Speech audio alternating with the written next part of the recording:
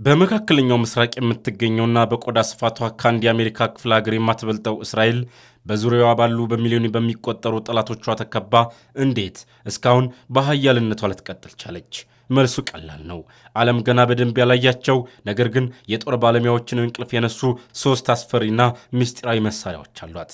ዛሬ በዚሁ ትንታኔያችን እስራኤል ዓለምን የምታስፈራራበትና ጠላቶቿ ስሟን ሲሰሙ እንዲንቀጠቀጡ ያደረጉትን ሶስቱን የሰው ልጅ የጥፋት ውጤቶች ዝርዝር ይዘንላችሁ ቀርበናል።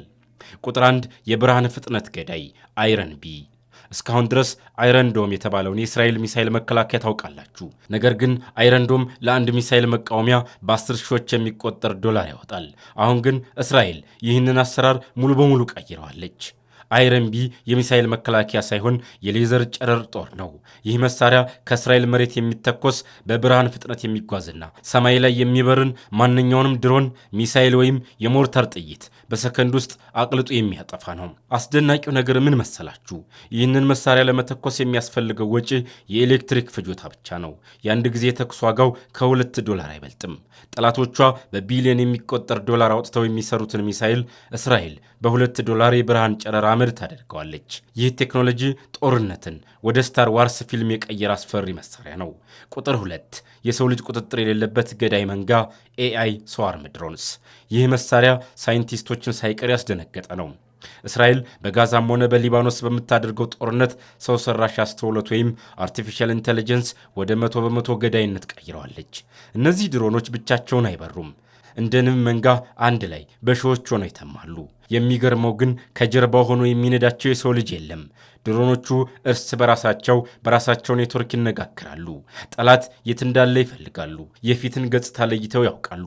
እናም ኢላማውን ካገኙ በኋላ ራሳቸውን በማፈንዳት ጠላትን ያጠፋሉ። መሬት ስር ባሉ ዋሻዎች ውስጥ በህንፃዎች መካከል ድብቅ የሆኑ የጦር መሳሪያዎችን እየፈለጉ ለመግደል ይህንን መሳሪያ ማንም ሊያቆመው አልቻለም። የቴክኖሎጂ ባለሙያዎች እንደሚሉት እነዚህ የኤአይ መንጋዎች የወደፊቱን የሰው ልጅ ዕጣ ፈንታ የሚወስኑ እጅግ አስፈሪ መሳሪያዎች ሆነዋል። ቁጥር 3 የእስራኤል ምስጢራዊ የኒውክሌር ጦር። ወደ 100% አስፈሪውና የዓለም ፍጻሜ መሳሪያ ደርሰናል።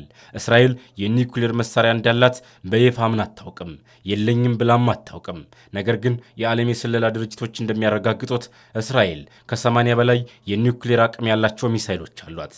ከእነዚህም ውስጥ ጀሪኮ 3 የተባለው ሚሳኤል ከ6000 ኪሎ ሜትር በላይ መጓዝ የሚችልና መካከለኛው ምስራቅን ብቻ ሳይሆን አውሮፓና ኤዥያን ማውደም የሚችል ነው። ነገር ግን ከራሱ ከሚሳኤሉ ይልቅ የሚያስፈራው የእስራኤል የጦር ዶክትሪን ነው። እርሱም ዘ ሳምሶን ኦፕሽን ይባላል። በቅዱስ መጽሐፍ ላይ ያለው ሳምሶን ጠላቶቹን ለመግደል የህንፃውን ምሰሶ አፍርሶ ራሱን አብሮ እንደሞተው ሁሉ እስራኤልም ይህንን ሕግ ትከተላለች። ሕጉ እንዲህ ይላል።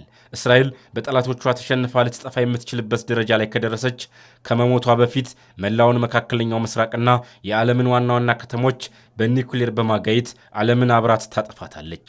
ይህ ማለት እስራኤልን ማጥፋት ማለት ዓለምን ማጥፋት ማለት ነው። ይህ ነው እንግዲህ ዓለም ሊነካት የማይደፍራት ትልቁ አስፈሪ ምስጢር። ቴክኖሎጂ ሰውን ለመጠበቅ ነው ወይስ ደግሞ ሰውን ለማጥፋት? የእስራኤል አስፈሪ መሳሪያዎች ሀገሪቱን ከጥፋት እየጠበቋት ቢሆንም ለዓለም ሰላም ግን ትልቅ ስጋት መሆናቸው አልቀረም። እነዚህ ሶስት መሳሪያዎች የሰው ልጅ የቴክኖሎጂ ጥጌት እንደደረሰ የሚያሳዩ ሕያው ምስክሮች ናቸው። በሌላ በኩል ስትራቴጂካዊ ተንታኞች እንደሚሉት ኢራንም በአሁኑ ሰዓት 3 የኒውክሌር መሳሪያዎች አሏት። ከነዚህ 3 መሳሪያዎች ውስጥ ሁለቱ ቀድሞውን ወደ ሥራ ገብተዋል። ባለፉት ጥቂት ወራት ብቻ ፈንድተው የዓለምን ኢኮኖሚና ፖለቲካ እናውጠውታል። ሶስተኛውና አሜሪካ በይፋ የምታወራለት መሳሪያ ግን በኢራን እጅ ካሉት መሳሪያዎች ሁሉ ዋጋ የሌለውና ትንሹ መሳሪያ ነው። ለመሆኑ የኢራን አንደኛውና ቀድሞውኑ የፈነዳው የኒውክሌር መሳሪያ ምንድን ነው? እሱም የሆርሙዝ ባህረ ሰላጤ የኢኮኖሚ ሰንሰለት ነው። ካርታውን በጥንቃቄ ተመልከቱት። ኢራን በዓለም ላይ እጅግ ወሳኝ የሆነውን የባህር መስመር ትቆጣጠራለች። በዓለም ላይ በየቀኑ ከሚንቀሳቀሰው ነዳጅና የተፈጥሮ ጋዝ 20% የሚያልፈው በዚሁ ጠባብ መስመር በኩል ነው። ይህንን መስመር መዝጋት ወይም ደግሞ መዝጋት እችላለሁ ብሎ ማስፈራራት ብቻውን ለአንድ ሀገር ልክ እንደ ታክቲካል ኒውክሌር ቦምብ እኩል አቅም አለው። ጦርነቱ ከተጀመረ ወዲህ ምን እንደተፈጠረ ታውቃላችሁ? የዚህ መስመር እንቅስቃሴ ወደ መግታት ተቃርቧል። የባህረ ሰላጤው ነዳጅ አምራቾች በቀን እስከ 13 ሚሊዮን በርሜል በርሜል ነዳጅ ማምረት አቁመዋል። ምክንያቱም መርከቦች ለመንቀሳቀስ ደህንነት አጡ። የመድን ዋስትናውም ጣራ ነካ። ከጦርነቱ በፊት $70 የነበረው የነዳጅ ዋጋ በአንድ ወቅት እስከ $138 ናረ። በአሜሪካ ማደያ ቦታዎች የነዳጅ ዋጋ በ45 በመቶ ጨመረ። ይህ ማለት ምን ማለት ነው? ኢራን የኒውክሌር ቦምብ ሳትተኩስ በአንደኛው መሳሪያዋ የአሜሪካን፣ የቻይናን፣ የጃፓንንና የአውሮፓን ኢኮኖሚ በቁጥጥሯ ስር አዋለች። ማዕከላዊ ባንኮችን በዋጋ ግሽበት መታቻቸው። አንደኛው የኢራን መሳሪያ ቀድሞውኑ ፈንድቷል። ተልእኮም ተሳክቷል። አሁን ደግሞ ወደ ሁለተኛው የኢራን አስፈሪ መሳሪያ እንለፍ። እሱም የዩራሺያ መልክዓ ምድራዊ አቀማመጥ ነው። በጂኦፖለቲካዊ ሳይንስ ውስጥ አንድ ታዋቂ ህግ አለ። እንደ አውሮፓውያን አቆጣጠር በ1919 ሄልፎርድ ማኪንደር የተባለ ሊቅ እንዲህ ብሎ ነበር። የዓለምን መሃል መሬት የሚገዛ ዓለምን ይገዛል። ኢራን የተቀመጠችው በትክክል በዚህ የዓለም መገናኛ ማዕከል ላይ ነው።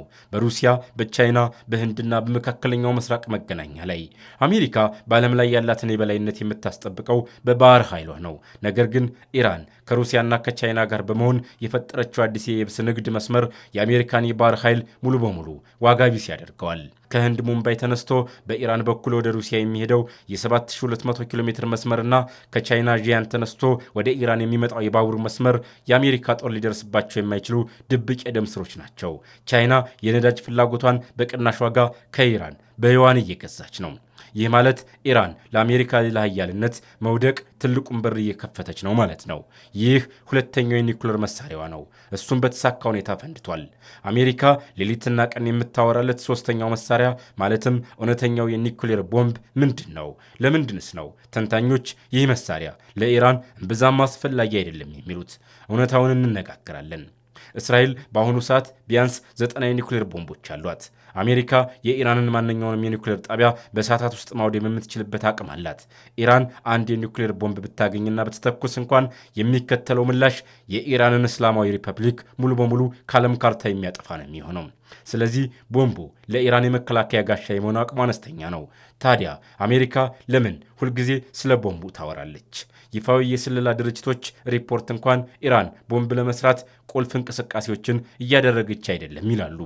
ሚስጢሩ ይኸውልዎት፣ ቦምቡ የአሜሪካ የሽፋን ታሪክ ነው።